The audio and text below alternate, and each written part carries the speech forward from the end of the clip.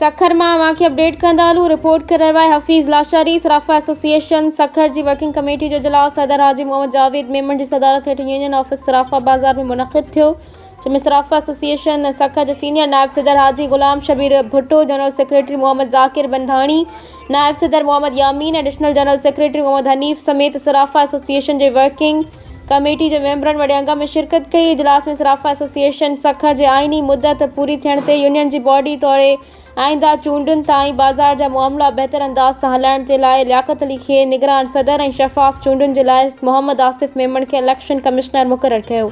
असां हमेशा बाज़ार के मेंबरनि की फ़लाह और बहबूद सुनारनि के मसइलनि के हल लाइ मिसाली कदम खयां।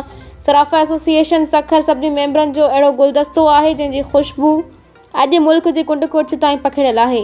असां हमेशा पंहिंजे ज़ाती मफ़ादनि के बजाय सराफ़ा एसोसिएशन सखर के मेंबरनि के इज्तमाही मफ़ादनि के लिए कम किया है। मां एक भेरो पीहर सभी मेंबरनि जो शुक्रगुज़ार आहियां जिन असांखे ख़िदमत जो मौक़ो फ़राहम किया। इंशाअल्लाह असीं उहदनि ते हुजूं या न हुजूं, वापारियुनि की फ़लाह और बहबूद के लिए पंहिंजो ख़िदमतूं अंजाम ॾींदा रहंदासीं। बाद में अहदेदारनि सराफ़ा बाज़ार जा तमाम तर मामला निगरान सदर के हवाले किया।